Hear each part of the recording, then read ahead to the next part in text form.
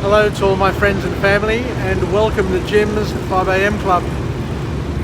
I'm just over here near the park here in Circular Quay, and what I'll do is I'm on my morning break, so what I'll think is probably a good way of spending some time is to run through another book summary.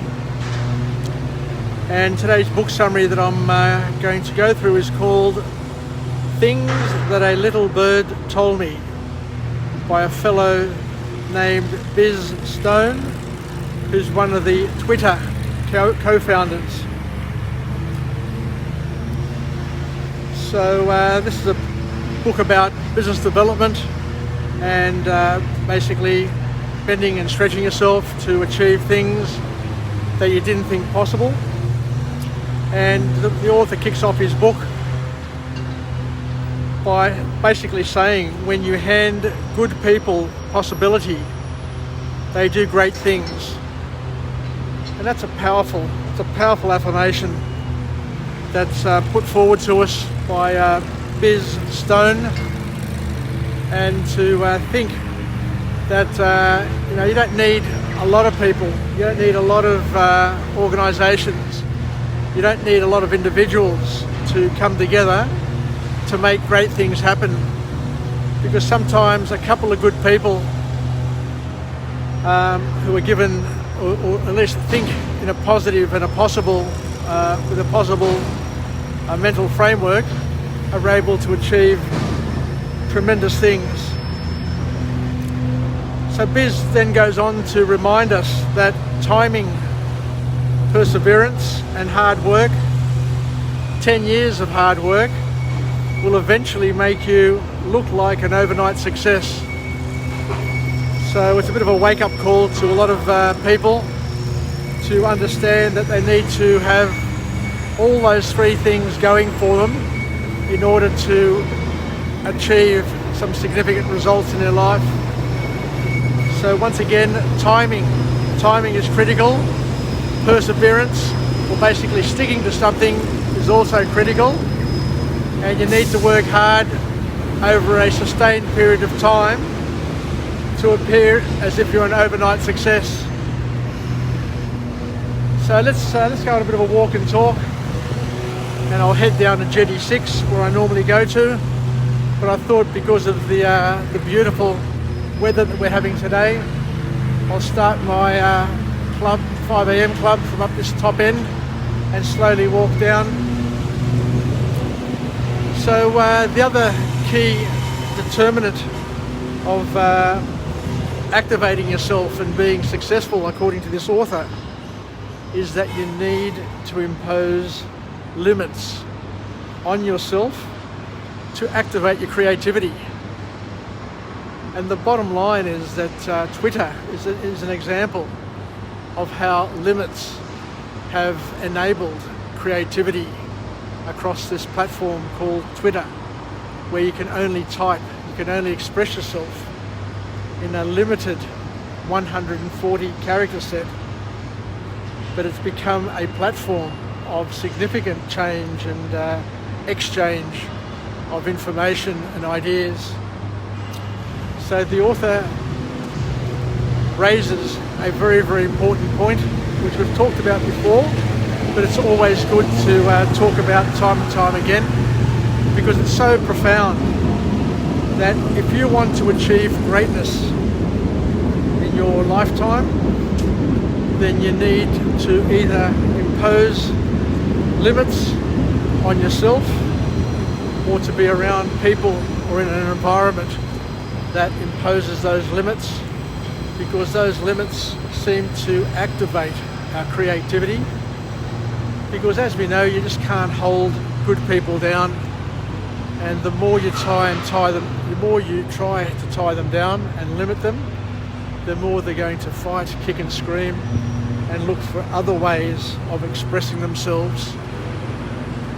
It's a powerful sort of concept, and something that we all need to be aware of and embrace, and use this leverage to impose limits on ourselves and also to those around us, to give them the necessary catalyst to get going and work as hard as they can and as fast as they can to be as creative as they can.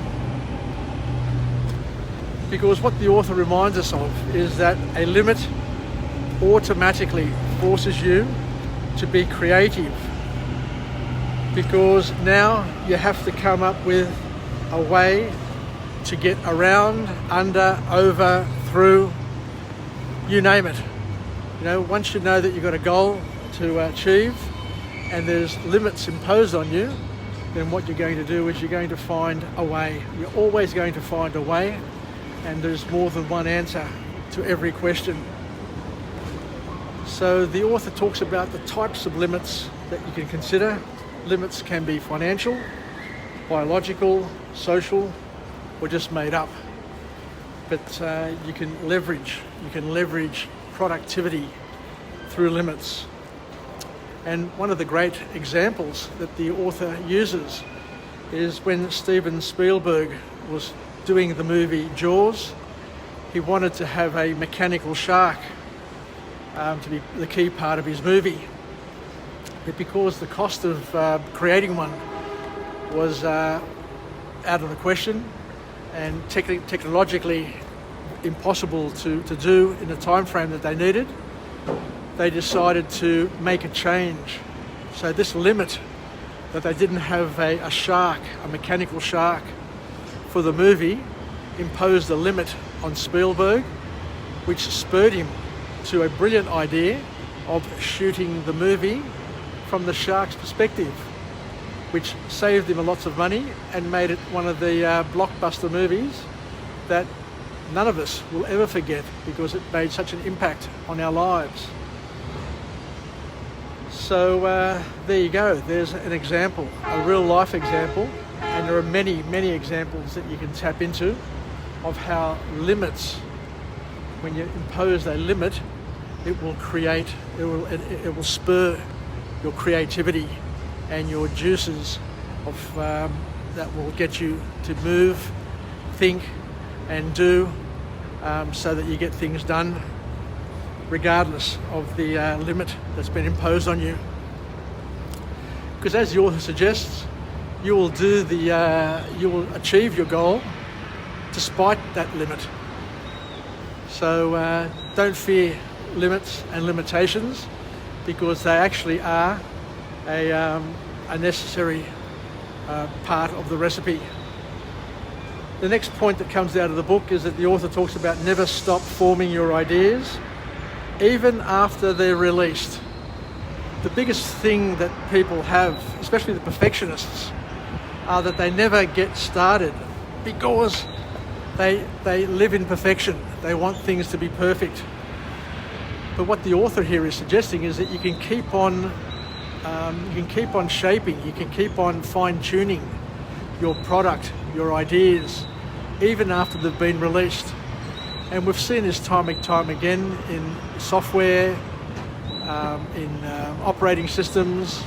You know, they're forever fixing bugs, they're forever making improvements and enhancements, and you just keep on going. You just don't create one version and then stop there. You just keep on improving, so that a motor vehicle in 2021 is significantly better than a motor vehicle that was produced in 1970, for example. Because ideas, we've got to understand this and appreciate it, ideas never enter the world fully formed and ready to go. So always be open to changes, because there's always something that needs to be improved and changed. So that is something that is once again a powerful reminder for everybody, especially young people who fear doing things because it's not perfect. They're not ready, or they think they're not ready, because you're never going to be ready. So just do it, as the Nike ad says, just do it and just keep on doing it until you get it right. The third lesson from this wonderful book is that you need to be your own product's most passionate user for it to work out. You know, if you're a software developer, if you're an application developer, you need to be the most passionate user of that, because it's only through your use that you'll get to understand the product's advantages, limitations, and areas where it needs to be enhanced. Because we'll learn, and we've learned this time and time again, that frustration is the greatest source of motivation. And you need to experience your own product and service from a user's perspective, which will help you see the mistakes quickly and fix them. Because I found out something new that I wasn't quite aware of, that the Twitter platform was born out of a hackathon where all these nerds got together over a period of time, and they just focused their efforts on what they cared about and what they enjoyed. And they came up with Twitter. It's not a sexy platform by any way, shape or form. It's not all that functional, but my God, it has changed the world. It has so much influence and so much power that, that in itself is a lesson for all of us. Anyway, I think I'll finish off there on this book summary, this wonderful book summary. Just bear with me, I'll just straighten up the camera. The book summary that A Little Bird Told Me by Biz Stone, and to appreciate and try and consider using some of these techniques and, imposing limits on ourselves, imposing limits on our friends and people around us, but in a positive way, because you know that when you limit somebody, when you limit somebody's choices, when you limit somebody's options, when you limit somebody's time, then you may be helping them become a better version of themselves, because what you're doing is you're igniting their creativity. You're getting them to think about what I can do in order to get it done in the shortest period of time, and to not let everybody down. So thank you very much for joining me once again on this journey that I've taken. I commenced the gym's 5 a.m. journey back in May during the COVID-19 lockdown in Sydney. Not wanting to be limited myself, I sat and thought, what can I do to make the best use of my time and to provide knowledge, learnings, experiences to other people who are also maybe caught up in a lockdown and not being able to experience the full freedoms that they'd normally be able to experience. So what better thing to do than to try and improve ourselves, try and help each other grow and develop, and be the wind beneath our wings.